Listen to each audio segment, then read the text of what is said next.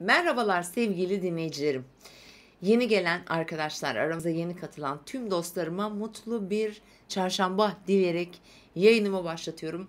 Günlük astroloji yorumundasınız. Bakalım 17 Mayıs 2023 çarşamba günü gökyüzünde neler var, nasıl açılar var? Öncelikle hepinize teşekkür ediyorum.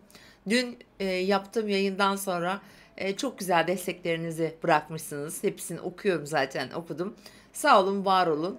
İnşallah hepimiz için her şey iyi olsun, mutlu olalım diye temenni ederek güzel bir başlangıç yapalım. Evet sevgili dostlar, bugün şu anda 16 Mayıs Salı akşam saatlerindeyiz ve bu akşam itibariyle biliyorsunuz artık bizim şans, parayla ilgili fırsatlar getiren gezegenimiz artık Jüpiter Boğa'ya geçti.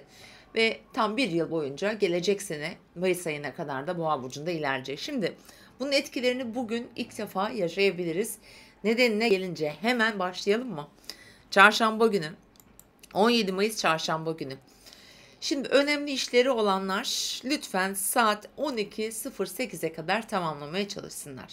Önemli bir işe başlamak, kalkışmak, bir imza, önemli birilerine bir teklif götürmek, anlaşma yapmak vesaire. Çünkü saat 12.08'de Ay Koç burcunda ve boşluğa girecek. Üstelik son açısını Mars'la kare olarak yapacak. Ay Mars kareleri genellikle duygu ve davranışlar arasında çelişki, genellikle yaralayıcı, aslında zorlayıcı, biraz zaman zaman böyle tartışmacı ve hırçın bir enerji verir. O yüzdendir ki ailevi konularda özellikle aile içindeki kişilerle, kadın veya erkek figürlerle bir takım tartışmalar içerisine bizi sokabilir. Anlaşmazlıklar yaşayabiliriz. Bunlar parayla ilgili olabilir ya da belki ev veya gayrimenkullerle ilgili olma olasılığı var. Ama sağlıkta altını çiziyorum lütfen, ekstra bu haftadan itibaren sağlığa da dikkat çekmemiz gerekiyor. Evet, saat 15.27'ye kadar bu arada ay boşlukta. Bu saatler aralığında belki ilk defa izleyen arkadaşlar vardır. Ayın boşlukta olduğu saatlerde, yani 12.08-15.27 arasında. Bizim için durağan geçen zamanlardır.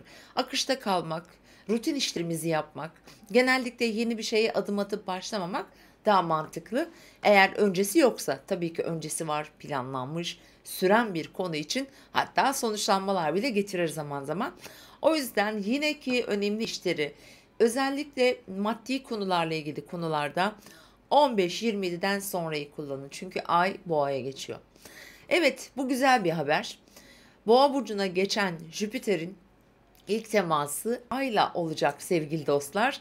Ve tabii ki ardından Plüto ile, ama Jüpiter'in ayla kavuşması çok önemli, büyük berekettir, şanstır, fırsattır.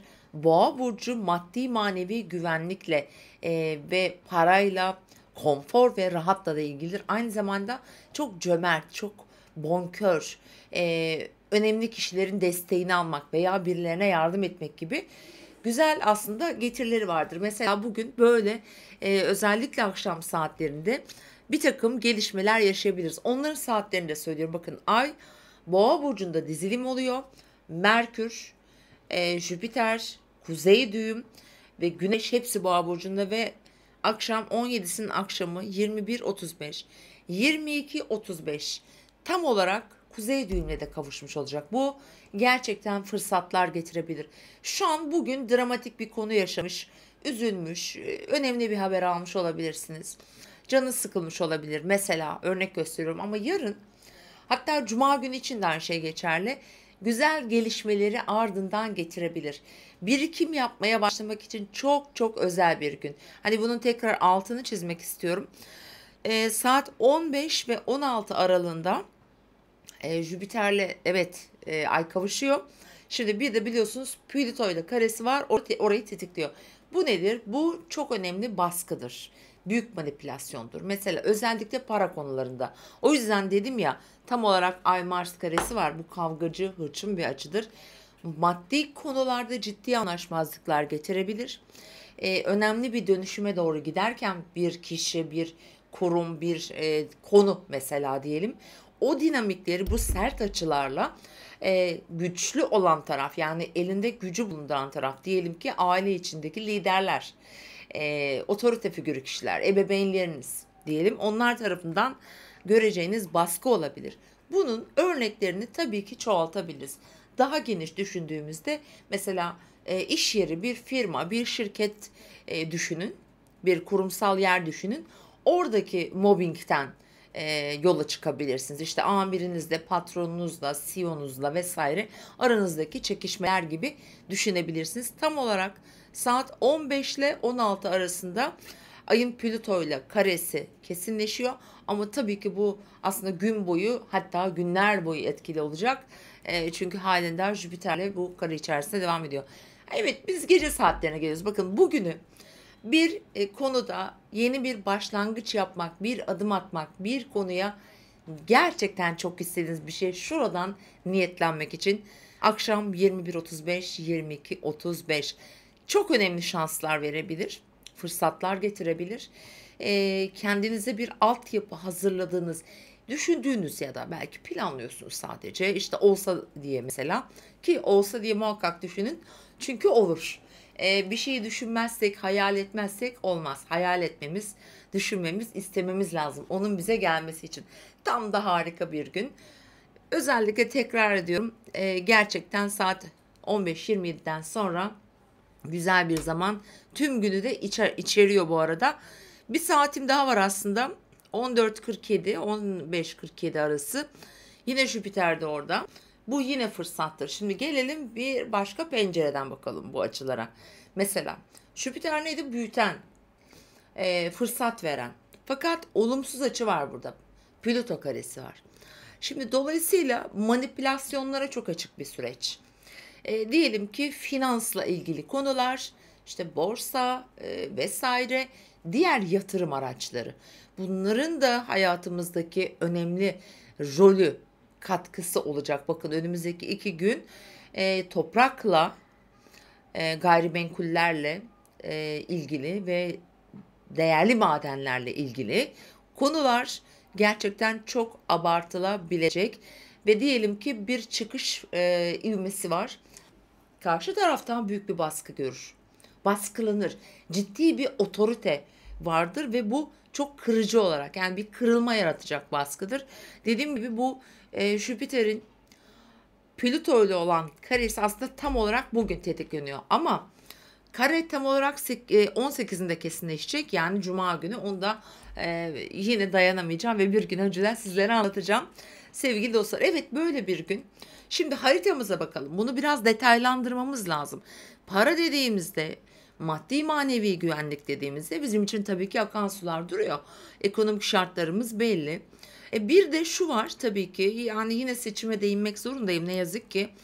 Bizim milli güvenlik duygumuz, hani milliyetçi duygumuz da çok yüksek bir milletiz biz.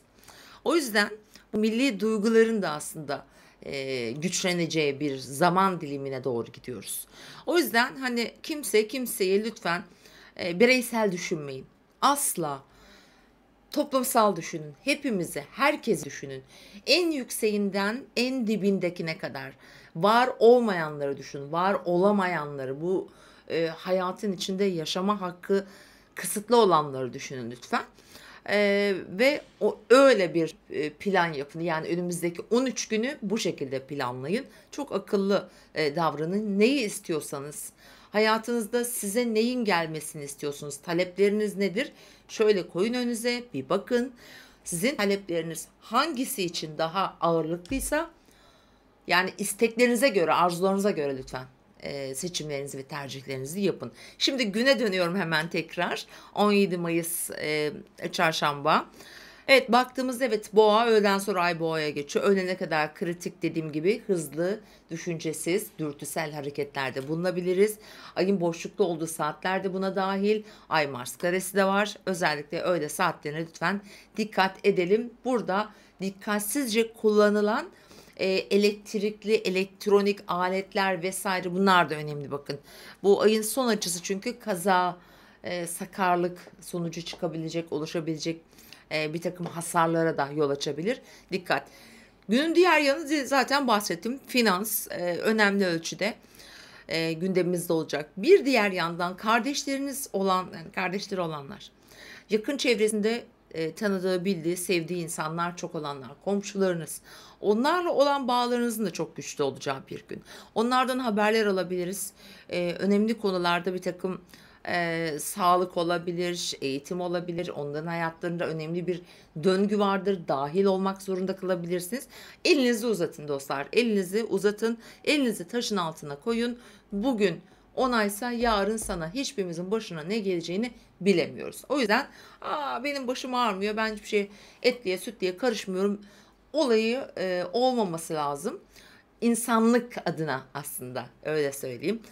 Çünkü burada biliyorsunuz astrolojide de bir şey var. Geri dönüş denen bir şey var. Hani etik olma kavramı diye bir olay var.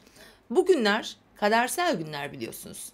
Şimdi bugün özellikle düğümlerle kavuşan Ay, Jüpiter var, Güneş var, Merkür var.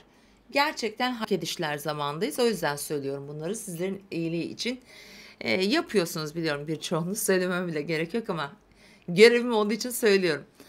Evet, onun yanı sıra bugün kimler için önem arz edecek? Yine Kova ve Aslanlar ve Akrepler tabii ki.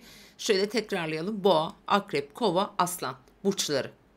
Bugün sizler için ki başta boğalar ve akşam saat 4'ten sonra özel bir haber bekliyorsanız, hayatınızda bir döngü yaşıyorsunuz ki birçok boğa yaşıyor.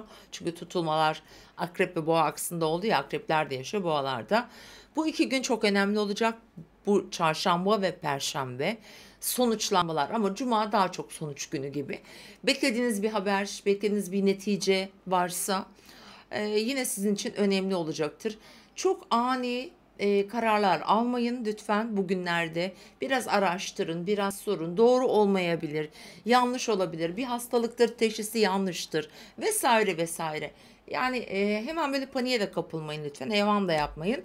Ama böyle şeylerde bugünlerde gündemimiz olacak ve para olacak tabii ki. Yine akrepler için de aynı şeyler geçerli. Bakın unutmayın. Ve kova ve aslanlar için söylüyorum bunları. Diğer yandan bugün mesela daha rahat, daha relax. Kim geçirecek? Çünkü Merkür Retrosu artık bitti. Normal düz Boğa burcunda ilerliyor ama duran. Hani tam süretine de kavuşmadı. Süretine hafta sonu tam olarak Cuma'dan sonra kavuşmuş olacak. Mesela bugün öğleden sonra Başaklar iyi. Bakın Başaklar güzel etki. Oğlaklar güzel etki alıyorsunuz. Gayet güzel. Ay tüm Boğa Stadyum tarafından tetikleniyor ve Başak ve e, Oğlakları perfect. Gerçekten çok güzel. Seyahattir, ilişkidir, aşktır, çocuklardır, iş anlaşmalarıdır, ticari konulardır. Bunlarda iyisiniz. Diğer yandan başka kimleriymiş bakalım. Su grupları iyi. Çünkü Venüs yengeçte, Mars'la beraber ama tabii. Yengeçler, balıklar, akrepleri buraya katmayalım. Sizler için de zor bir gün olduğunu düşünmüyorum. Açıkçası tam tersi, kalıcı adımlar da atılabilir bazı konularda. Evet, ikizlere bakıyoruz. Tabii ikizler için de kritik günler. İkizler, teraziler ve kovalar yine burada. Onu katmamız gerekecek. Çünkü ikizler burcu hemen ayın 20'sinden sonra artık güneş ikizlere geçiyor. Doğum gününüzü şimdiden kutluyorum. Tekrar kutlarız bilare, ama tabii ki hepimiz için de bir ikizler süreci başlayacak 21 Mayıs itibariyle 21 Haziran'a kadar. İkizler ne demek?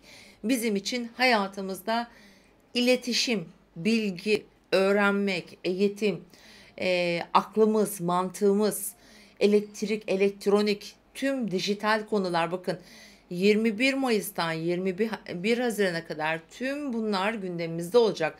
Özellikle elektronik, bakın. Burada çok önemli.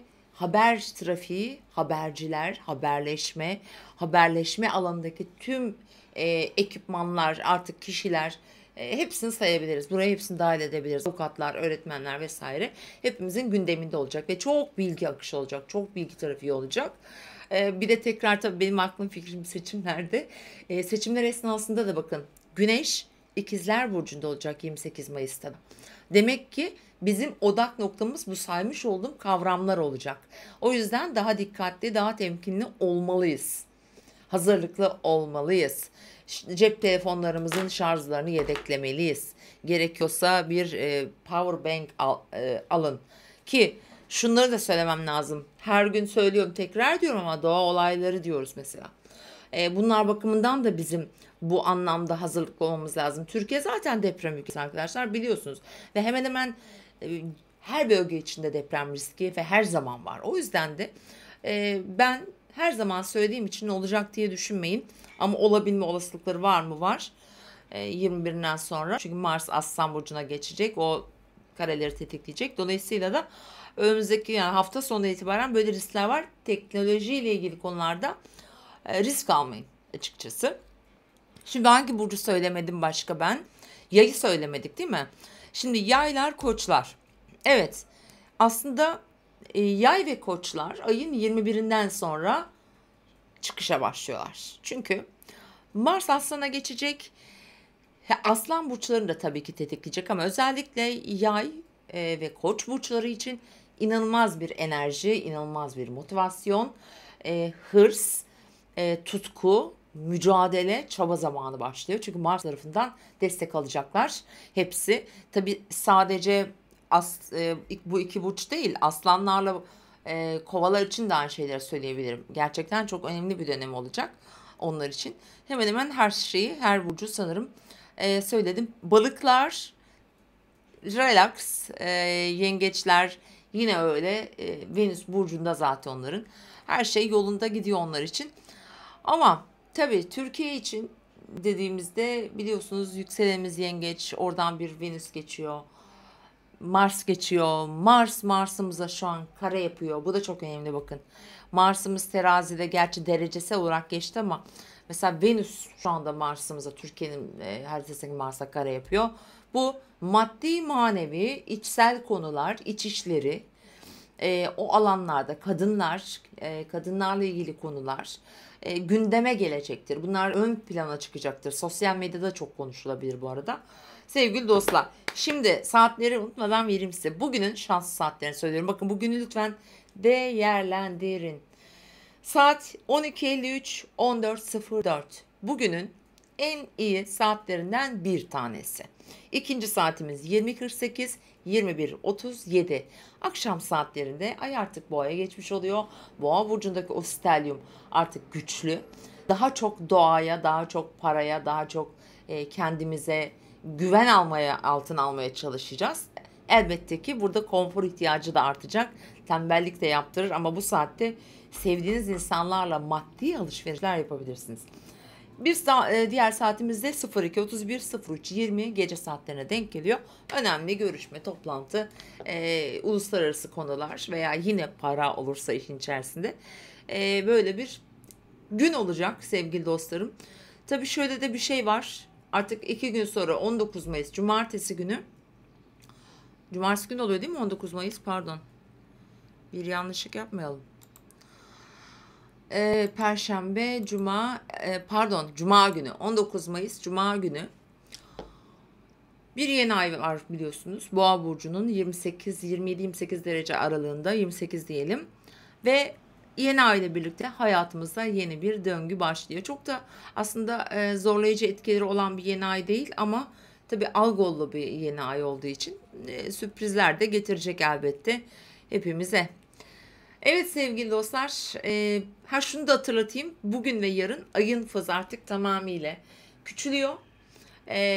Kapanmaya doğru gidiyor. Çünkü Cuma günü yeni ay doğacak. Dolayısıyla ayın fazı kapanırken başlanmış işlerde sonuçlanmalar getirebilir. Sonuca gitmek daha yakın olabilir veya böyle varsayımlar, olasılıklar üzerinden hani yürütülen işler, konuşulan konular varsa onların da daha çok ayyuka çıktı günler olacaktır. Onların üzerinde bir daha durmanızı tavsiye ederim. Aranması gereken, konuşulması gereken kişilerle mesela irtibata geçebilirsiniz. Özellikle verdiğim şu saatlerde.